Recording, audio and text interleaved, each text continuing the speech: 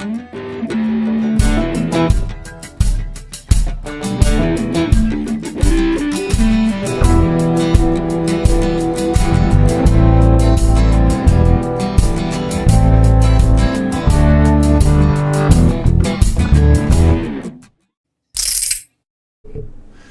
Mark Shepard here with another exciting episode of the CryptoCrankers Guide to the Bitcoin Galaxy of Greed and Grooviness. And I had another idea. I just made one, and if you haven't seen that one, check it out. And I talk about what's going on with the Bitcoin Cash and the Bitcoin legacy kind of battle right now. We're having just a little quiet moment, so I had some time to reflect on what happened over the past weekend and what seems to be the pattern for the future of the cryptocurrency space. And while I was thinking about that, I had this other idea, so I've erased the board here. And the other idea that I wanted to talk to you about is the parallel between Bitcoin, we'll put Bitcoin down here, and Christianity. Okay? And I kind of wanted to just draw a line.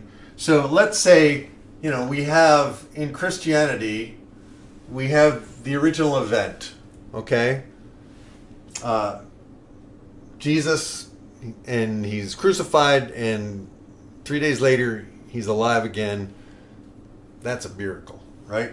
And a small group of people, some women, and some men, they had the aha, oh my God, this is actually life-changing. This is revolutionary. If everybody did this, like loved each other and accepted each other and followed the teaching of this amazing guy, and by the way, I'm not pushing Christianity. I'm just trying to tell you a story and do it well and use it as a metaphor, okay? So just hang with me on this. If you are not into Christianity, I'm not either. I'm a spiritual but not religious guy. If you are into Christianity, that's cool too. There's room for all of us. So I don't want to get into all that stuff. Now back to my story. So, okay, these people, and they found that love was awesome, and other people joined them. So then, we had lots of other people, okay, and they're all gazing skyward to heaven with wonderful love and happiness in their hearts. And then time passes, okay? And this is obviously a very brief gloss over of all the details. Big picture, okay? Eventually, after experiencing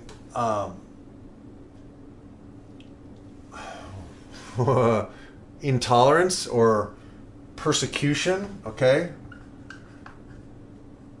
Persecution.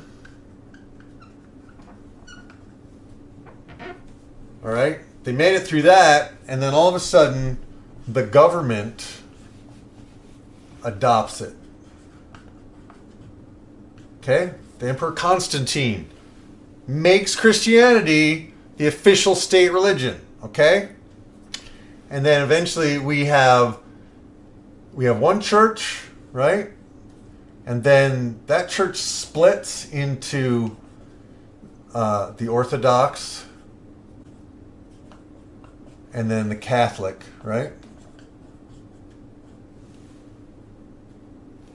Right? So a schism. Okay, so here we have maybe this is Bitcoin Cash, right? And maybe the Orthodox Church is Bitcoin, right? But pretty much anybody in most of the world thinks that this is the one truly Catholic church, and Catholic means basically one and unity, right? And then from the Catholic Church we got Luther. We have Henry VIII with the Church of England. Right? And then we have all the Protestants, the Protestant Reformation. Right? We have multiple kinds of Presbyterians. We've got different kinds of Baptists. We've got, and this is the altcoins, people, right? This is the altcoins, right? So Bitcoin, you have the one true revelation from Satoshi Nakamoto. Then you have a couple of people, mostly dudes, because it's all about computers, and it seems to be a dude thing. And then they loved it, right? And then more and more people came in, right? More and more people. And this really appeals to libertarians, freedom. Right? There's an us and them. There's us, and then there's the central bankers, right? There's us, and then there's the government, right? So these guys, they have, it's us, the Christians, and the people that are attacking us, right? And then it's like us, the Christians, against those Muslims or the Jews, right? So the us and them, do you see the pattern? Do you see it's a human thing? And this is really the hypnosis of our species. Ha! Man. So then there was some persecution. Right?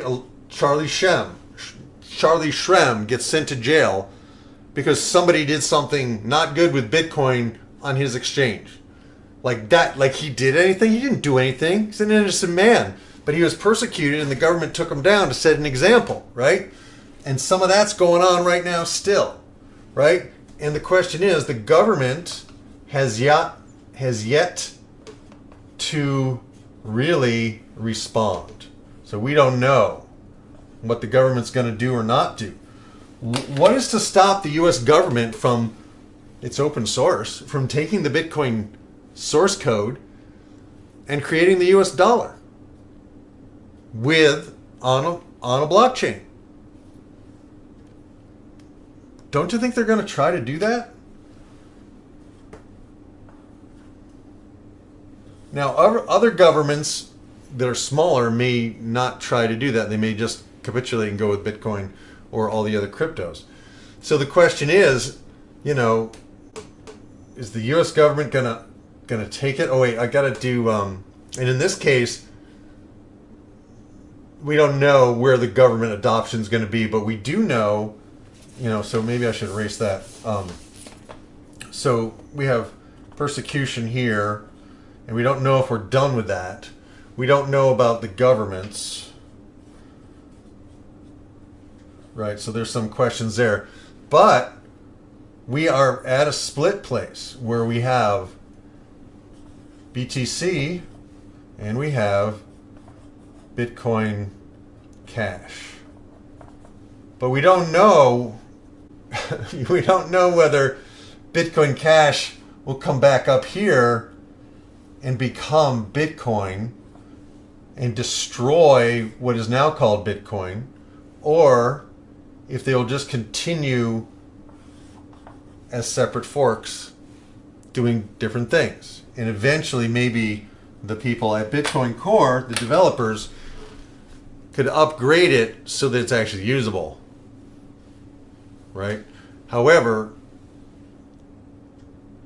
I could go on, but I think that's enough for my analogy. Does any of this make sense? And I want to hear from you guys in the comments below, because I think this is worth discussing. Is it possible as human beings that everything we touch turns to shit? Right? Every revolution turns to crap as people begin to maneuver and go for power. Is that inevitable? And if you want to read more about this kind of stuff, Robert Greene's books, the 33 Strategies of War and the 48 Laws of Power, are fascinating. And you better believe that this shit is going on in the crypto space. Despite all of the visionary and hopefulness of the original vision, And I want to sing Kumbaya, people, but mostly I want something that works, something that increases in value, so that if I do my due diligence and I do my research, I can get in, I can buy low and either sell high or hold. and then use that increasing value to leverage my own future in a healthy, positive way. Most people don't want to become king of the world. Most people just want to take care of their families and live the kind of life they want to live, doing what they want to do, when they want to do it, how they want to do it, where they want to do it, and with whom they want to do it, and when they want to do it, instead of being enslaved to some higher power of human authority and coercion and taxation, extortion, and injustice. So those are my thoughts. And people, I'm a dreamer. I admit it. I am a dreamer. And I hope we can get this one right. I hope we can. I want it to work out better than I can possibly imagine, for me and for you. And I don't so much care about the ruling elite, because I think they're going to be fine no matter what. They are survivors, and they are pretty tricky. The question is, where are they now, and what are they planning on next? And I don't want to be paranoid, but I want to be prepared. All right, thanks so much, guys. I will see you in the next one. Peace, grooviness, and over and out. If you like this, please give me a thumbs up. Please subscribe. Please share this with somebody. And if you're a man and you want to become a better man, check out my Better Man project. If you like music with actual lyrics and melodies played by actual musicians, not machines, check out my music as well on this channel. And I'm in a project there called the Life in Song Project. And so I think that's it for today. I really appreciate you guys, and I love your comments, and I appreciate learning from you. So if you have a better analogy, or if you have an insight, please share it. I want to hear from you. If you want to argue about stuff, I'm not so much into arguing, because this is I'm not taking a position here. I'm exploring ideas, and I hope you can have the freedom to do the same without attempting to convince me of whether you're right and I'm wrong, or whether this guy's right or this is. I just want to understand so that I can use it to prosper my life. And I think I like that about the miners, is that they don't care about politics. They just want to make money, and they will do whatever it takes to serve their interests. I want this blockchain stuff to be so selfish and so decentralized that it's in everyone's selfish interest to have it work. And it's everyone's selfish interest to have it be a level playing field, not just at the beginning, but continuously, sustainably, so that we can then get to the real business at hand, which is keeping ourselves from destroying our planet, and to being a sustainable species on the face of this planet, not something that is heading rapidly towards its own extinction. All right, so that's ultimately my real concern, and I think that's something we could all agree on, that we'd like to see our grandchildren and our grandchildren's children and so on have a future and have a healthy, safe environment, have a planet to live on. So that's it for now. Man, I got deep and I went big, and I'm so grateful for you guys. So thanks so much for showing up, and let's do this, okay? Peace, grooviness. Over and out.